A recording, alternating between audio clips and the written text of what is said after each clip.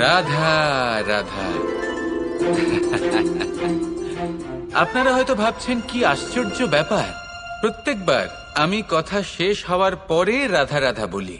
এইবার আমি আগেই বলে দিলাম। কারণটা কি? কারণ হলো অত্যন্ত বিশেষ। প্রত্যেকবার কথা সমাপ্ত হবার পরে আপনাদের সবার মধ্যে ভালোবাসা বিতরণ করতে চাই, তাই রাধা রাধা বলি। কিন্তু এইবার এই নতুন এবং বিশেষ সূত্রপাতে প্রথমে প্রেম বিতরণ করা অত্যন্ত আবশ্যক। এবার একটা বিষয় আছে যা জানেন হয়তো সকলেই, কিন্তু বুঝতে খুব কম জন পারেন।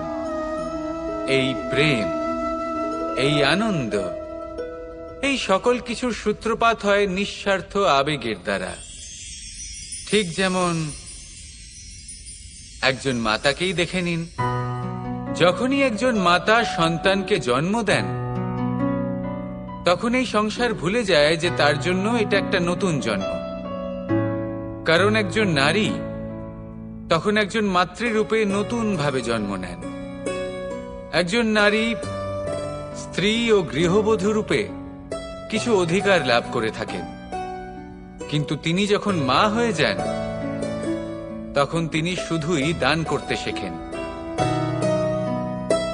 নিজের সন্তানের জন্য কত কিছুই না করেন, তাকে বাৎসল্যের সাগরে ভাসিয়ে নিয়ে যান। এই সংসারে রাজকুমার জন্ম নিতেই পারেন, তাকে রাম এবং লক্ষণ কিন্তু মায়েরাই বানিয়ে তোলেন। একজন গোয়ালা জন্ম নেয়, তাকে দ্বারকাধীশ একজন মাই বানিয়ে তোলেন। পিতা হলেন সেই পর্বত যার একটা অংশ হলো তার সন্তান, কিন্তু মা হলেন সেই শিল্পী যিনি একটা পাথরকে খোদাই করে এমন এক মূর্তি গড়ে তোলেন যাকে সকলে পূজনীয় মনে করেন। তাহলে স্মরণ করুন সেই সকল মুহূর্ত যেগুলি আপনি নিজের মাতার সাথে অতিবাহিত করেছেন। অনুভব করতে পারবেন যে কিভাবে এক মুহূর্তেই এই মন প্রফুল্ল হয়ে ওঠে। এবারের কারণ কি? এর কারণ হলো এই জীবনের আসল দ্বারই হলো মমতা।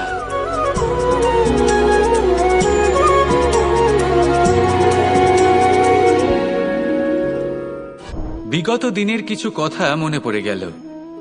এক অদ্ভুত ঘটনা যা অমূল্য শিক্ষা দিয়ে যেতে পারে। বিষয় হলো যক্ষের সাথে যুধিষ্ঠিরের কথোপকথন। একবার যক্ষ যুধিষ্ঠিরকে জিজ্ঞেস করলেন, ওনাকে বললেন যে আমার কিছু প্রশ্নের উত্তর যদি আপনি দিতে পারেন তাহলে আমি আপনার বাকি ভ্রাতাগণকে আবার জীবিত করে তুলব। সেগুলোর মধ্যে খুব গুরুত্বপূর্ণ আর কঠিন একটা প্রশ্ন ছিল, এই সংসারে সব থেকে শ্রেষ্ঠ আশ্চর্য কোনটি? এই প্রশ্ন আমি আপনাকে জিজ্ঞেস করছি। এবার কেউ বলবেন স্বর্ণ দ্বারা নির্মিত লঙ্কা, এটি হলো সংসারের সব থেকে বড় আশ্চর্য। কেউ বলবেন বরফে ঢাকা সেই পর্বত যা আকাশ স্পর্শ করে। কেউ বলবেন সেই সমুদ্র যার গভীরতা মাপা অসম্ভব ব্যাপার। কেউ বলবেন সেই বায়ু যা আমরা দেখতে পাই না, কিন্তু তা আমাদের জীবন দান করে। সংসারের সব থেকে বড় আশ্চর্য কি, সেই প্রশ্নের উত্তর যুধিষ্ঠির দিয়েছিলেন, আর তা ছিল শ্রেষ্ঠ উত্তর এবং উচিত। উনি বলেছিলেন যে সংসারে প্রতিদিন কোনো ব্যক্তি জন্ম লাভ করেন আর কোনো ব্যক্তি হয়। সেই চেষ্টা করুন যাতে আপনি যে কাজ করছেন তার দ্বারা যেন অন্যের মঙ্গল হয়। এই প্রচেষ্টাই আপনার জীবনকে প্রসন্নতা আর প্রেম দ্বারা ভরিয়ে তুলবে। এই মন সুপ্রসন্ন হয়ে বলবে রাধা রাধা। ধন সম্পত্তি এগুলো আসলে কি? এগুলো শুধু সেই মূল্য যার দ্বারা আমরা কোনো কিছু অর্জন করতে পারি। এবার এই ধনের দ্বারা এই সংসারে অনেক কিছু লাভ করা সম্ভব, কিন্তু সেই সব কিছুই শুধুমাত্র ভৌতিক বস্তুই হবে, ভৌতিক সামগ্রী, ভৌতিক সুবিধা। অর্থাৎ আপনার কাছে যতই ধন থাকুক তা আপনাকে শান্তির ঘুম এনে দিতে পারবে না, আপনাকে জীবনের বাস্তব সুখের অনুভূতি লাভ করাতে পারবে না, কারণ এগুলো ভৌতিক ধন। এ ভৌতিক বস্তুই অর্জন করাতে সক্ষম। বাস্তবিক ধন কি যদি এই প্রশ্ন আপনার মনে আসে তাহলে তার উত্তর আমি আপনাকে দেব একটা উদাহরণের মাধ্যমে। কখনো আপনি শুনে থাকবেন যে একজন পিতা আজীবন অনিষ্ট করেন, অনর্থ করেন, খারাপ কাজ করেন শুধু ধন অর্জনের জন্য। তিনি ভাবেন যে আমি ধন অর্জন করব আর নিজের সন্তানকে একটা উজ্জ্বল ভবিষ্যৎ প্রদান করব, একটা সুখ স্বাচ্ছন্দ্যময় জীবন দান করব। এবার সন্তান যখন জন্মলাভ করে তখন সে ভাগ্যের জোরে সেই ধন ভোগ করে। যেরকম সে পায় সেরকমই তার ব্যবহার সে করে। কখনো আপনি এটাও দেখে থাকবেন যে সেই সন্তান সমস্ত ধন নষ্ট করে ফেলে, আর সেই পিতা যিনি সমস্ত ধন সঞ্চয় করেছেন, যিনি সেই ধনের প্রভু, আজ সেই ধনের প্রহরী হয়ে রয়েছেন। এবার এরকম কেন হয়? এরকম তখনই হয় যখন সেই পিতা বুঝতেই পারেন না যে তার জীবনের আসল ধন কি। সেই আসল ধন তার সন্তানকে সে দিতেই পারে না। যদি পিতা তার সন্তানকে কর্মের জ্ঞান দিতে পারেন, উচিত কোনটা অনুচিত কোনটা সেই শিক্ষা দিতে পারেন, সংস্কারের প্রকৃত শিক্ষা দিতে পারেন, তবে সেটা ধনের থেকে অনেক বেশি গুরুত্বপূর্ণ। এটাই হলো জীবনের বাস্তব ধন।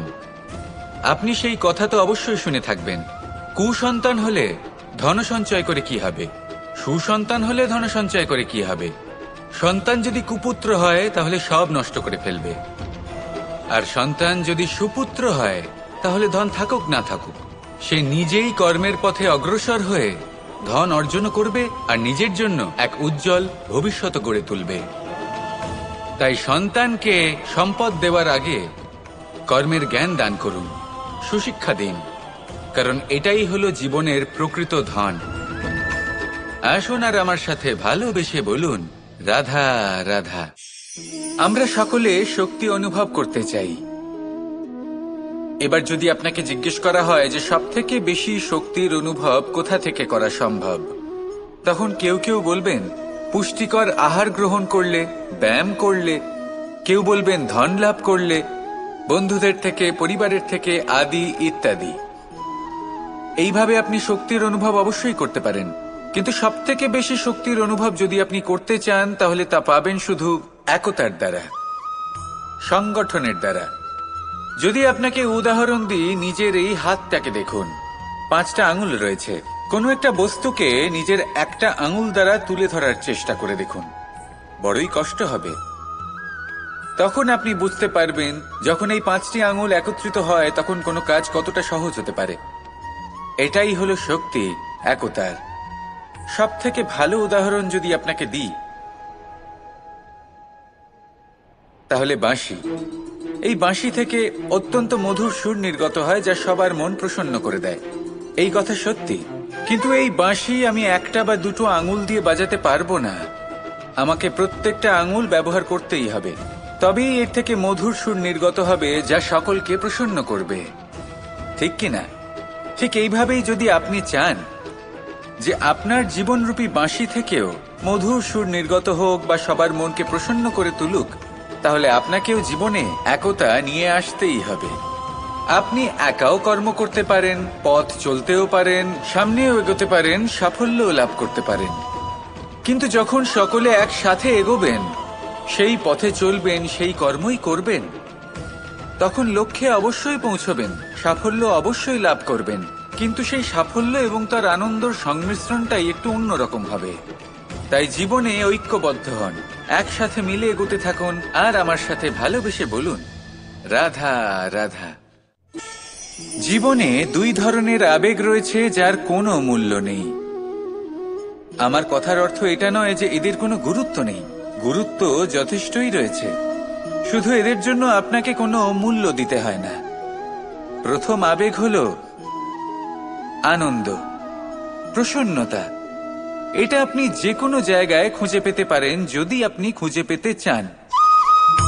আপনি কোনো পুষ্পের সৌন্দর্য দেখে প্রসন্ন হতে পারেন, বায়ুর কারণে যখন একটি বৃক্ষ শিহরিত হয় সেটা দেখে আপনি প্রসন্ন হতে পারেন, একটা ছোট্ট শিশুর কলরব শুনেও আপনি প্রসন্ন হতে পারেন, একটা ক্রন্দনরত বালককে হাসিয়ে আপনি প্রসন্ন হতে পারেন।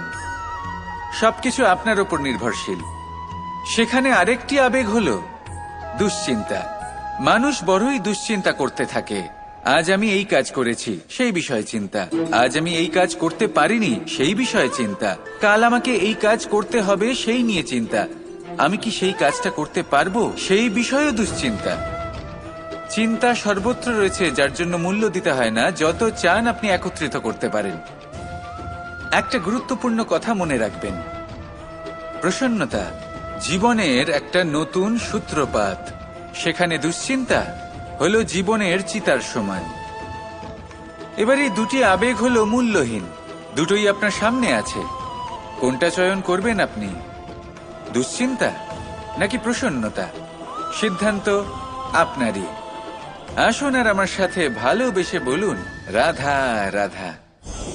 এবার এরকম কেন হয়? এরকম তখনই হয় যখন পিতা বুঝতেই পারেন না যে তার জীবনের আসল ধন কি। সেই আসল ধন তার সন্তানকে সে দিতেই পারে না। যদি পিতা তার সন্তানকে কর্মের জ্ঞান দিতে পারেন, উচিত কোনটা অনুচিত কোনটা সেই শিক্ষা দিতে পারেন, সংস্কারের প্রকৃত শিক্ষা দিতে পারেন, তবে সেটা ধনের থেকে অনেক বেশি গুরুত্বপূর্ণ। এটাই হলো জীবনের বাস্তব ধন।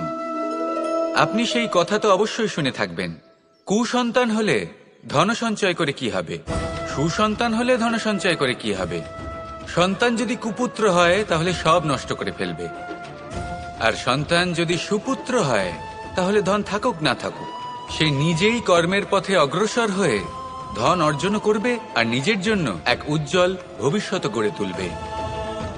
তাই সন্তানকে সম্পদ দেওয়ার আগে কর্মের জ্ঞান দান করুন, সুশিক্ষা প্রদান করুন, কারণ এটাই হলো জীবনের প্রকৃত ধন।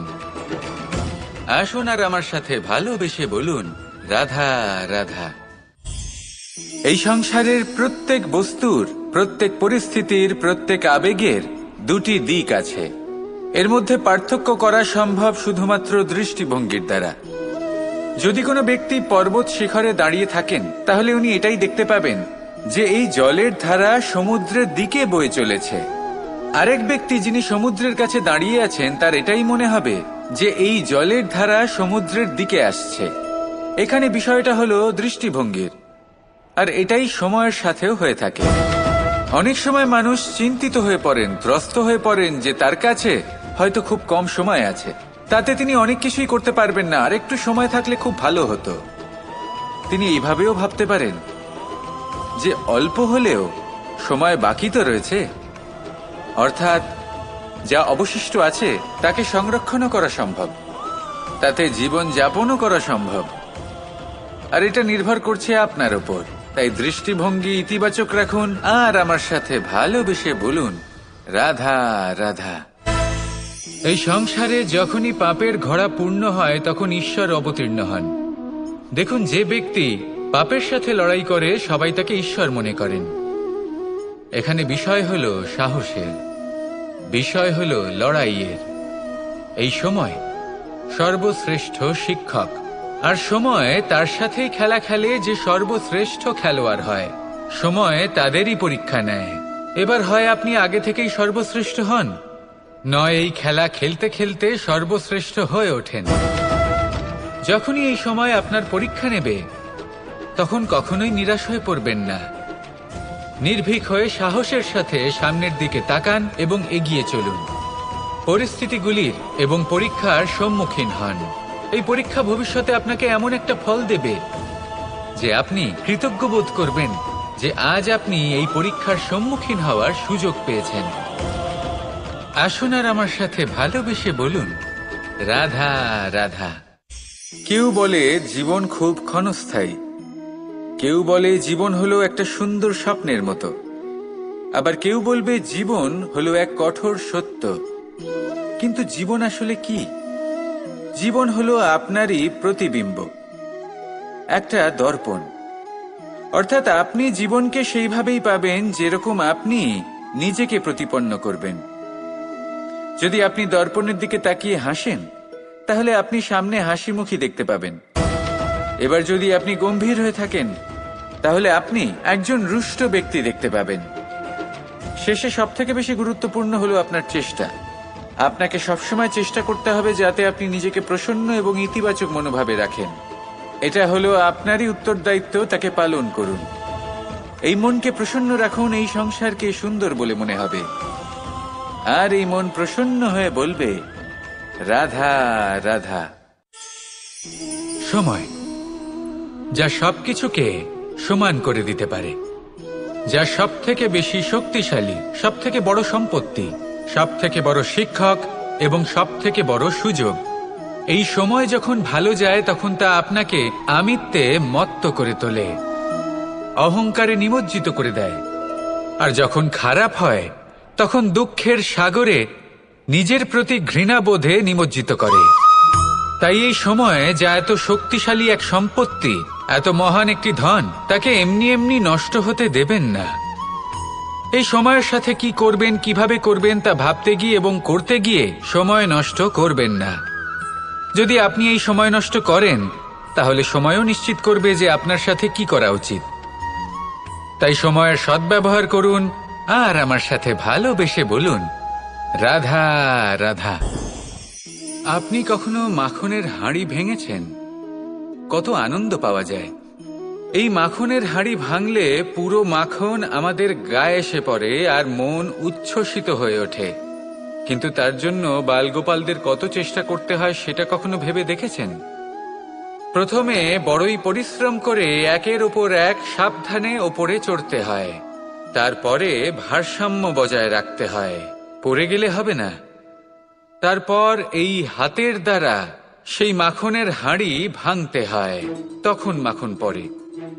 এবার এরকমই কিছু আমাদের জীবনে আমাদের সাথেও হয়। এবার আপনি বলবেন যে মাখনের হাঁড়ি ভাঙার এই প্রক্রিয়া, তার সাথে জীবনের কি সম্পর্ক থাকতে পারে? আসলে আমাদের মনের মাঝেও একটা হাঁড়ি রয়েছে, অহংকারের হাঁড়ি। আর এই অহংকারের হাঁড়ি যখন ভেঙে যায় তখন প্রসন্ন হবার আনন্দ চতুর্দিকে ছড়িয়ে পড়ে। এই মন, এই আত্মা, এই দুই প্রসন্ন হয়ে যায়। কিন্তু তার জন্য আপনাদেরকেও বালগোপালের মতো চেষ্টা করে যেতেই হবে, ভারসাম্য বজায় রাখতেই হবে মনের মাঝে এবং এই বুদ্ধিতে, ভালো এবং মন্দের মধ্যে, লোভ এবং পরমার্থের মধ্যে। আর তারপর নিজে হাতে অহংকারের এই হাঁড়ি ভেঙে দিতে হয়।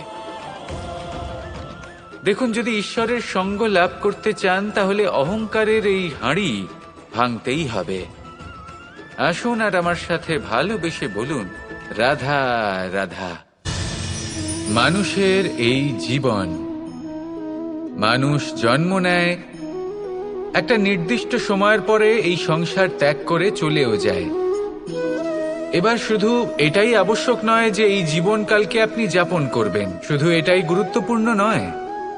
আবশ্যক এবং গুরুত্বপূর্ণ হলো এটা যে এই জীবনকালে আপনি এমন কিছু করেন যাতে এই সংসারের মঙ্গল হয়, যাতে এই সংসার আপনাকে মনে রাখে, আপনার থেকে প্রেরিত হয়, আপনার মতো হতে চায়, প্রত্যেক বছর আপনার জন্মতিথির অপেক্ষা করে, এমনভাবে আপনার জন্মদিন পালন করে যাতে সেটা মহোৎসবের আকার ধারণ করে। এবার এই জন্মদিন এমনি এমনি মহোৎসবে পরিণত হয় না। তখন হয় না যখন কোনো ব্যক্তি রাজার রূপে বা কোনো গোয়ালার রূপে জন্মগ্রহণ করে। তখন পরিণত হয় যখন একজন মানুষ জন্মগ্রহণের পরে এই সংসারকে কোনো শিক্ষা দিয়ে যান, কিভাবে একজন মানুষ গোয়ালা থেকে রাজা হতে পারে, কিভাবে একজন মানুষ অসত্য থেকে সত্যের পথে চলতে শুরু করেন, অধর্ম থেকে ধর্মের পথে চালিত হতে পারেন, কিভাবে অন্ধকার থেকে প্রকাশের দিকে যেতে পারেন, কিভাবে নিজের আত্মাকে পরমাত্মার সাথে মিলিত করতে পারেন। তা সে রামনবমী হোক বা জন্মাষ্টমী হোক, তাদের জীবনের সাথে জড়িত প্রত্যেক মুহূর্ত একটা পরবের আকার ধারণ করে। তাহলে আপনিও এইভাবে নিজের জীবন যাপন করতে থাকুন। এই সংসারে শুধু ভালোবাসা বিতরণ করুন, কিছুটা এমনভাবে বিতরণ করুন যাতে আপনি এই সংসার থেকে চলে যাওয়ার পরেও এই সংসারে আপনি শুধুই ভালোবাসা বিতরণ করতে পারেন। যদি আপনি এরকম করেন, সংসারকে প্রেরণা দেন, তাহলে আপনার জীবনও রাধা কৃষ্ণের প্রেমের মতোই অলৌকিক এবং দৈব হয়ে উঠবে। আসুন আর আমার সাথে ভালোবেসে বলুন, রাধা রাধা, রাধা রাধা। আপনারা হয়তো ভাবছেন কি আশ্চর্য ব্যাপার, প্রত্যেকবার আমি কথা শেষ হওয়ার পরে রাধা রাধা বলি। এইবার আমি আগেই বলে দিলাম। কারণটা কি? কারণ হলো অত্যন্ত বিশেষ।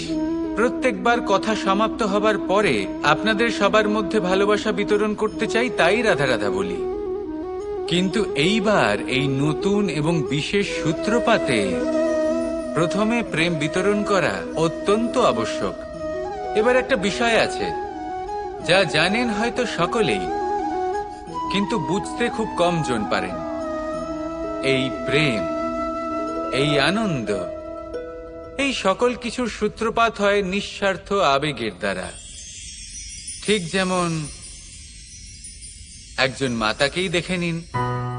যখনই একজন মাতা সন্তানকে জন্ম দেন, তখন এই সংসার ভুলে যায় যে তার জন্য এটা একটা নতুন জন্ম। কারণ একজন নারী তখন একজন মাতৃরূপে নতুন ভাবে জন্ম নেন।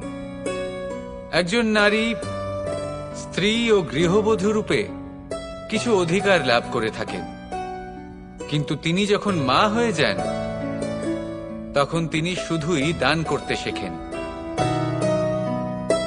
নিজের সন্তানের জন্য কত কিছুই না করেন, তাকে বাৎসল্যের সাগরে ভাসিয়ে নিয়ে যান।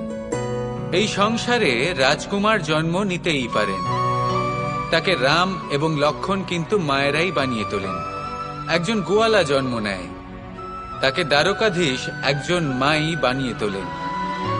পিতা হলেন সেই পর্বত যার একটা অংশ হলো তার সন্তান, কিন্তু মা হলেন সেই শিল্পী যিনি একটা পাথরকে খোদাই করে এমন এক মূর্তি গড়ে তোলেন যাকে সকলে পূজনীয় মনে করেন। তাহলে স্মরণ করুন সেই সকল মুহূর্ত যেগুলি আপনি নিজের মাতার সাথে অতিবাহিত করেছেন। অনুভব করতে পারবেন যে কিভাবে এক মুহূর্তেই এই মন প্রফুল্ল হয়ে ওঠে। এবারের কারণ কি? এর কারণ হলো এই জীবনের আসল দ্বারই হলো মমতা।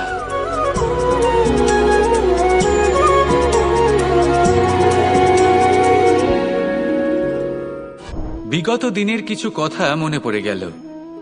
এক অদ্ভুত ঘটনা যা অমূল্য শিক্ষা দিয়ে যেতে পারে। বিষয় হলো যক্ষের সাথে যুধিষ্ঠিরের কথোপকথন। একবার যক্ষ যুধিষ্ঠিরকে জিজ্ঞেস করলেন, ওনাকে বললেন যে আমার কিছু প্রশ্নের উত্তর যদি আপনি দিতে পারেন তাহলে আমি আপনার বাকি ভ্রাতাগণকে আবার জীবিত করে তুলব। সেগুলোর মধ্যে খুব গুরুত্বপূর্ণ আর কঠিন একটা প্রশ্ন ছিল, এই সংসারে সব থেকে শ্রেষ্ঠ আশ্চর্য কোনটি? এই প্রশ্ন আমি আপনাকে জিজ্ঞেস করছি। এবার কেউ বলবেন স্বর্ণ দ্বারা নির্মিত লঙ্কা, এটি হলো সংসারের সব থেকে বড় আশ্চর্য। কেউ বলবেন বরফে ঢাকা সেই পর্বত যা আকাশ স্পর্শ করে। কেউ বলবেন সেই সমুদ্র যার গভীরতা মাপা অসম্ভব ব্যাপার। কেউ বলবেন সেই বায়ু যা আমরা দেখতে পাই না, কিন্তু তা আমাদের জীবন দান করে। সংসারের সব থেকে বড় আশ্চর্য কি, সেই প্রশ্নের উত্তর যুধিষ্ঠির দিয়েছিলেন, আর তা ছিল শ্রেষ্ঠ উত্তর এবং উচিত। উনি বলেছিলেন যে সংসারে প্রতিদিন কোনো ব্যক্তি জন্ম লাভ করেন আর কোনো ব্যক্তি মৃত্যুও লাভ করেন। এবার এই কথাটা সবাই জানেন, সবাই বোঝেন যে যখন জন্মেছি তখন কোনো একদিন আমিও অবশ্যই মৃত্যু লাভ করব। এবার যখন এই কথা প্রত্যেকটা মানুষ জানেন, তখন কেন প্রত্যেক মানুষ এই চিন্তায় থাকেন, এই নিয়ে কষ্ট পান, এই নিয়ে ব্যাকুল হয়ে থাকেন যে উনি একদিন মৃত্যু লাভ করবেন, তার থেকে দূরে পালাতে চেষ্টা করেন। বলেন যে আমি মৃত্যু লাভ করতে চাই না। কেন? যেখানে কোনো না কোনো দিন এটা অবশ্যই হবে। এ হলো ব্রহ্ম সত্য। এই যে ব্যাকুলতা, এই ভয়, এই যন্ত্রণা, এই চিন্তা তার মনকে বাঁচতেই দেয় না, এই জীবন অনুভবই করতে দেয় না। সেই জন্য এই চিন্তা, ব্যাকুলতা, ভয় এসবের কি লাভ? কোনো লাভ নেই। সেই জন্য যতক্ষণ জীবনযাপন করছেন প্রত্যেক মুহূর্ত যেন শ্রেষ্ঠ হয়, আনন্দময় হয়, প্রেমের দ্বারা পরিপূর্ণ হয়, সেই চেষ্টা করুন। চেষ্টা করুন যাতে আপনি যে কাজ করছেন তার দ্বারা যেন অন্যের মঙ্গল হয়। এই প্রচেষ্টাই আপনার জীবনকে প্রসন্নতা আর প্রেম দ্বারা ভরিয়ে তুলবে। এই মন সুপ্রসন্ন হয়ে বলবে, রাধা রাধা। ধন, সম্পত্তি, এগুলো আসলে কি? এগুলো শুধু সেই মূল্য যার দ্বারা আমরা কোনো কিছু অর্জন করতে পারি। এবার এই ধনের দ্বারা এই সংসারে অনেক কিছু লাভ করা সম্ভব, কিন্তু সেই সব কিছুই শুধুমাত্র ভৌতিক বস্তুই হবে, ভৌতিক সামগ্রী, ভৌতিক সুবিধা। অর্থাৎ আপনার কাছে যতই ধন থাকুক তা আপনাকে শান্তির ঘুম এনে দিতে পারবে না, আপনাকে জীবনের বাস্তব সুখের অনুভূতি লাভ করাতে পারবে না, কারণ এগুলো ভৌতিক ধন। এ ভৌতিক বস্তুই অর্জন করাতে সক্ষম। বাস্তবিক ধন কি? যদি এই প্রশ্ন আপনার মনে আসে তাহলে তার উত্তর আমি আপনাকে দেব একটা উদাহরণের মাধ্যমে। কখনো আপনি শুনে থাকবেন যে একজন পিতা আজীবন অনিষ্ট করেন, অনর্থ করেন, খারাপ কাজ করেন শুধু ধন অর্জনের জন্য। তিনি ভাবেন যে আমি ধন অর্জন করব আর নিজের সন্তানকে একটা উজ্জ্বল ভবিষ্যৎ প্রদান করব, একটা সুখ স্বাচ্ছন্দ্যময় জীবন দান করব। এবার সন্তান যখন জন্ম লাভ করে তখন সে ভাগ্যের জোরে সেই ধন ভোগ করে। যেরকম সে পায় সেরকমই তার ব্যবহার সে করে। কখনো আপনি এটাও দেখে থাকবেন যে সেই সন্তান সমস্ত ধন নষ্ট করে ফেলে, আর সেই পিতা যিনি সমস্ত ধন সঞ্চয় করেছেন, যিনি সেই ধনের প্রভু, আজ সেই ধনের প্রহরী হয়ে রয়েছেন। এবার এরকম কেন হয়? এরকম তখনই হয় যখন সেই পিতা বুঝতেই পারেন না যে তার জীবনের আসল ধন কি। সেই আসল ধন তার সন্তানকে সে দিতেই পারে না। যদি পিতা তার সন্তানকে কর্মের জ্ঞান দিতে পারেন, উচিত কোনটা অনুচিত কোনটা সেই শিক্ষা দিতে পারেন, সংস্কারের প্রকৃত শিক্ষা দিতে পারেন, তবে সেটা ধনের থেকে অনেক বেশি গুরুত্বপূর্ণ। এটাই হলো জীবনের বাস্তব ধন। আপনি সেই কথা তো অবশ্যই শুনে থাকবেন, কুসন্তান হলে ধন সঞ্চয় করে কি হবে, সুসন্তান হলে ধন সঞ্চয় করে কি হবে। সন্তান যদি কুপুত্র হয় তাহলে সব নষ্ট করে ফেলবে, আর সন্তান যদি সুপুত্র হয় তাহলে ধন থাকুক না থাকুক সে নিজেই কর্মের পথে অগ্রসর হয়ে ধন অর্জন করবে আর নিজের জন্য এক উজ্জ্বল ভবিষ্যৎ গড়ে তুলবে। তাই সন্তানকে সম্পদ দেওয়ার আগে কর্মের জ্ঞান দান করুন, সুশিক্ষা দিন, কারণ এটাই হলো জীবনের প্রকৃত ধন। আসুন আর আমার সাথে ভালোবেসে বলুন, রাধা রাধা। আমরা সকলে শক্তি অনুভব করতে চাই। এবার যদি আপনাকে জিজ্ঞেস করা হয় যে সবথেকে বেশি শক্তির অনুভব কোথা থেকে করা সম্ভব, তখন কেউ কেউ বলবেন পুষ্টিকর আহার গ্রহণ করলে, ব্যায়াম করলে, কেউ বলবেন ধন লাভ করলে, বন্ধুদের থেকে, পরিবারের থেকে, আদি ইত্যাদি। এইভাবে আপনি শক্তির অনুভব অবশ্যই করতে পারেন, কিন্তু সবথেকে বেশি শক্তির অনুভব যদি আপনি করতে চান তাহলে তা পাবেন শুধু একতার দ্বারা, সংগঠনের দ্বারা। যদি আপনাকে উদাহরণ দিই, নিজের এই হাতটাকে দেখুন, 5টা আঙুল রয়েছে। কোনো একটা বস্তুকে নিজের একটা আঙুল দ্বারা তুলে ধরার চেষ্টা করে দেখুন, বড়ই কষ্ট হবে। তখন আপনি বুঝতে পারবেন যখন এই 5টি আঙুল একত্রিত হয় তখন কোনো কাজ কতটা সহজ হতে পারে। এটাই হলো শক্তি, একতার। সবথেকে ভালো উদাহরণ যদি আপনাকে দিই তাহলে বাঁশি। এই বাঁশি থেকে অত্যন্ত মধুর সুর নির্গত হয় যা সবার মন প্রসন্ন করে দেয়। এই কথা সত্যি, কিন্তু এই বাঁশি আমি একটা বা দুটো আঙুল দিয়ে বাজাতে পারবো না। আমাকে প্রত্যেকটা আঙুল ব্যবহার করতেই হবে, তবেই এর থেকে মধুর সুর নির্গত হবে যা সকলকে প্রসন্ন করবে, ঠিক কিনা? ঠিক এইভাবেই যদি আপনি চান যে আপনার জীবনরূপী বাঁশি থেকেও মধুর সুর নির্গত হোক বা সবার মনকে প্রসন্ন করে তুলুক, তাহলে আপনাকেও জীবনে একতা নিয়ে আসতেই হবে। আপনি একাও কর্ম করতে পারেন, পথ চলতেও পারেন, সামনেও এগোতে পারেন, সাফল্যও লাভ করতে পারেন। কিন্তু যখন সকলে একসাথে এগোবেন, সেই পথে চলবেন, সেই কর্মই করবেন, তখন লক্ষ্যে অবশ্যই পৌঁছবেন, সাফল্য অবশ্যই লাভ করবেন। কিন্তু সেই সাফল্য এবং তার আনন্দর সংমিশ্রণটাই একটু অন্যরকম হবে। তাই জীবনে ঐক্যবদ্ধ হন, একসাথে মিলে এগোতে থাকুন, আর আমার সাথে ভালোবেসে বলুন, রাধা রাধা। জীবনে 2 ধরনের আবেগ রয়েছে যার কোনো মূল্য নেই। আমার কথার অর্থ এটা নয় যে এদের কোনো গুরুত্ব নেই। গুরুত্ব যথেষ্টই রয়েছে, শুধু এদের জন্য আপনাকে কোনো মূল্য দিতে হয় না। প্রথম আবেগ হলো আনন্দ, প্রসন্নতা। এটা আপনি যে কোনো জায়গায় খুঁজে পেতে পারেন যদি আপনি খুঁজে পেতে চান। আপনি কোনো পুষ্পের সৌন্দর্য দেখে প্রসন্ন হতে পারেন। বায়ুর কারণে যখন একটি বৃক্ষ শিহরিত হয় সেটা দেখে আপনি প্রসন্ন হতে পারেন। একটা ছোট্ট শিশুর কলরব শুনেও আপনি প্রসন্ন হতে পারেন। একটা ক্রন্দনরত বালককে হাসিয়ে আপনি প্রসন্ন হতে পারেন। সবকিছু আপনার উপর নির্ভরশীল। সেখানে আরেকটি আবেগ হলো দুশ্চিন্তা। মানুষ বড়ই দুশ্চিন্তা করতে থাকে। আজ আমি এই কাজ করেছি, সেই বিষয়ে চিন্তা। আজ আমি এই কাজ করতে পারিনি, সেই বিষয়ে চিন্তা। কাল আমাকে এই কাজ করতে হবে, সেই নিয়ে চিন্তা। আমি কি সেই কাজটা করতে পারবো, সেই বিষয়েও দুশ্চিন্তা। চিন্তা সর্বত্র রয়েছে, যার জন্য মূল্য দিতে হয় না। যত চান আপনি একত্রিত করতে পারেন। একটা গুরুত্বপূর্ণ কথা মনে রাখবেন, প্রসন্নতা জীবনের একটা নতুন সূত্রপাত। সেখানে দুশ্চিন্তা হলো জীবনের চিতার সমান। এবার এই দুটি আবেগ হলো মূল্যহীন, দুটোই আপনার সামনে আছে। কোনটা চয়ন করবেন আপনি, দুশ্চিন্তা নাকি প্রসন্নতা? সিদ্ধান্ত আপনারই। আসুন আর আমার সাথে ভালোবেসে বলুন, রাধা রাধা। এবার এরকম কেন হয়?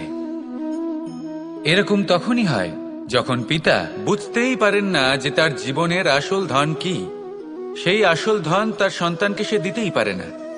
যদি পিতা তার সন্তানকে কর্মের জ্ঞান দিতে পারেন, উচিত কোনটা অনুচিত কোনটা সেই শিক্ষা দিতে পারেন, সংস্কারের প্রকৃত শিক্ষা দিতে পারেন, তবে সেটা ধনের থেকে অনেক বেশি গুরুত্বপূর্ণ। এটাই হলো জীবনের বাস্তব ধন। আপনি সেই কথা তো অবশ্যই শুনে থাকবেন, কুসন্তান হলে ধন সঞ্চয় করে কি হবে, সুসন্তান হলে ধন সঞ্চয় করে কি হবে। সন্তান যদি কুপুত্র হয় তাহলে সব নষ্ট করে ফেলবে, আর সন্তান যদি সুপুত্র হয় তাহলে ধন থাকুক না থাকুক সে নিজেই কর্মের পথে অগ্রসর হয়ে ধন অর্জন করবে আর নিজের জন্য এক উজ্জ্বল ভবিষ্যৎ গড়ে তুলবে। তাই সন্তানকে সম্পদ দেওয়ার আগে কর্মের জ্ঞান দান করুন, সুশিক্ষা প্রদান করুন, কারণ এটাই হলো জীবনের প্রকৃত ধন। আসুন আর আমার সাথে ভালোবেসে বলুন, রাধা রাধা। এই সংসারের প্রত্যেক বস্তুর, প্রত্যেক পরিস্থিতির, প্রত্যেক আবেগের দুটি দিক আছে। এর মধ্যে পার্থক্য করা সম্ভব শুধুমাত্র দৃষ্টিভঙ্গির দ্বারা। যদি কোনো ব্যক্তি পর্বত শিখরে দাঁড়িয়ে থাকেন তাহলে উনি এটাই দেখতে পাবেন যে এই জলের ধারা সমুদ্রের দিকে বয়ে চলেছে। আরেক ব্যক্তি যিনি সমুদ্রের কাছে দাঁড়িয়ে আছেন তার এটাই মনে হবে যে এই জলের ধারা সমুদ্রের দিকে আসছে।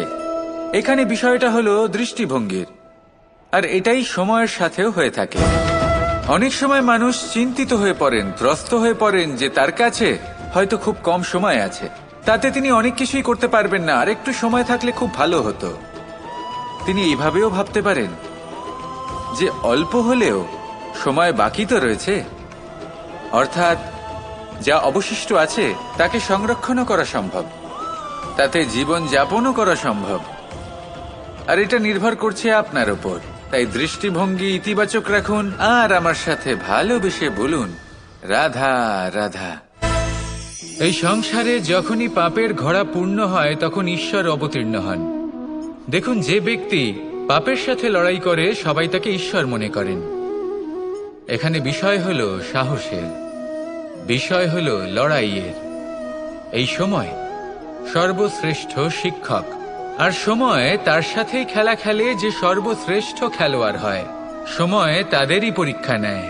এবার হয় আপনি আগে থেকেই সর্বশ্রেষ্ঠ হন, নয় এই খেলা খেলতে খেলতে সর্বশ্রেষ্ঠ হয়ে ওঠেন। যখনই এই সময় আপনার পরীক্ষা নেবে তখন কখনোই নিরাশ হয়ে পড়বেন না। নির্ভীক হয়ে সাহসের সাথে সামনের দিকে তাকান এবং এগিয়ে চলুন। পরিস্থিতিগুলির এবং পরীক্ষার সম্মুখীন হন।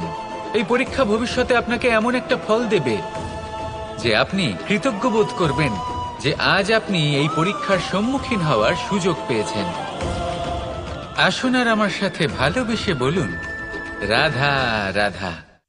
কেউ বলে জীবন খুব ক্ষণস্থায়ী, কেউ বলে জীবন হলো একটা সুন্দর স্বপ্নের মতো, আবার কেউ বলবে জীবন হলো এক কঠোর সত্য। কিন্তু জীবন আসলে কি? জীবন হলো আপনারই প্রতিবিম্ব, একটা দর্পণ। অর্থাৎ আপনি জীবনকে সেইভাবেই পাবেন যেরকম আপনি নিজেকে প্রতিপন্ন করবেন। যদি আপনি দর্পণের দিকে তাকিয়ে হাসেন, তাহলে আপনি সামনে হাসি মুখী দেখতে পাবেন। এবার যদি আপনি গম্ভীর হয়ে থাকেন, তাহলে আপনি একজন রুষ্ট ব্যক্তি দেখতে পাবেন। শেষে সবথেকে বেশি গুরুত্বপূর্ণ হলো আপনার চেষ্টা। আপনাকে সবসময় চেষ্টা করতে হবে যাতে আপনি নিজেকে প্রসন্ন এবং ইতিবাচক মনোভাবে রাখেন। এটা হলো আপনারই উত্তরদায়িত্ব, তাকে পালন করুন।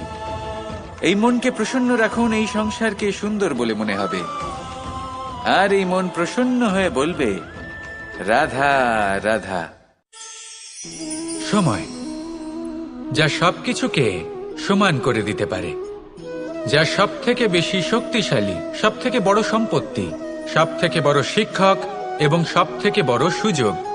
এই সময় যখন ভালো যায় তখন তা আপনাকে আমিত্বে মত্ত করে তোলে, অহংকারে নিমজ্জিত করে দেয়। আর যখন খারাপ হয় তখন দুঃখের সাগরে নিজের প্রতি ঘৃণাবোধে নিমজ্জিত করে। তাই এই সময়, যা এত শক্তিশালী এক সম্পত্তি, এত মহান একটি ধন, তাকে এমনি এমনি নষ্ট হতে দেবেন না। এই সময়ের সাথে কি করবেন, কিভাবে করবেন তা ভাবতে গিয়ে এবং করতে গিয়ে সময় নষ্ট করবেন না। যদি আপনি এই সময় নষ্ট করেন, তাহলে সময়ও নিশ্চিত করবে যে আপনার সাথে কি করা উচিত।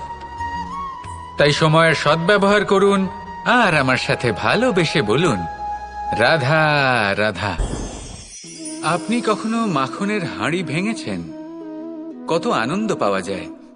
এই মাখনের হাঁড়ি ভাঙলে পুরো মাখন আমাদের গায়ে এসে পড়ে আর মন উচ্ছ্বসিত হয়ে ওঠে। কিন্তু তার জন্য বালগোপালদের কত চেষ্টা করতে হয় সেটা কখনো ভেবে দেখেছেন? প্রথমে বড়ই পরিশ্রম করে একের ওপর এক সাবধানে ওপরে চড়তে হয়। তারপরে ভারসাম্য বজায় রাখতে হয়, পড়ে গেলে হবে না। তারপর এই হাতের দ্বারা সেই মাখনের হাঁড়ি ভাঙতে হয়, তখন মাখন পড়ে। এবার এরকমই কিছু আমাদের জীবনে আমাদের সাথেও হয়। এবার আপনি বলবেন যে মাখনের হাঁড়ি ভাঙার এই প্রক্রিয়া, তার সাথে জীবনের কি সম্পর্ক থাকতে পারে? আসলে আমাদের মনের মাঝেও একটা হাঁড়ি রয়েছে, অহংকারের হাঁড়ি। আর এই অহংকারের হাঁড়ি যখন ভেঙে যায়, তখন প্রসন্ন হবার আনন্দ চতুর্দিকে ছড়িয়ে পড়ে। এই মন, এই আত্মা, এই দুই প্রসন্ন হয়ে যায়। কিন্তু তার জন্য আপনাদেরকেও বালগোপালের মতো চেষ্টা করে যেতেই হবে, ভারসাম্য বজায় রাখতেই হবে মনের মাঝে এবং এই বুদ্ধিতে, ভালো এবং মন্দের মধ্যে, লোভ এবং পরমার্থের মধ্যে। আর তারপর নিজে হাতে অহংকারের এই হাঁড়ি ভেঙে দিতে হয়। দেখুন, যদি ঈশ্বরের সঙ্গ লাভ করতে চান, তাহলে অহংকারের এই হাঁড়ি ভাঙতেই হবে। আসুন আর আমার সাথে ভালোবেসে বলুন, রাধা রাধা।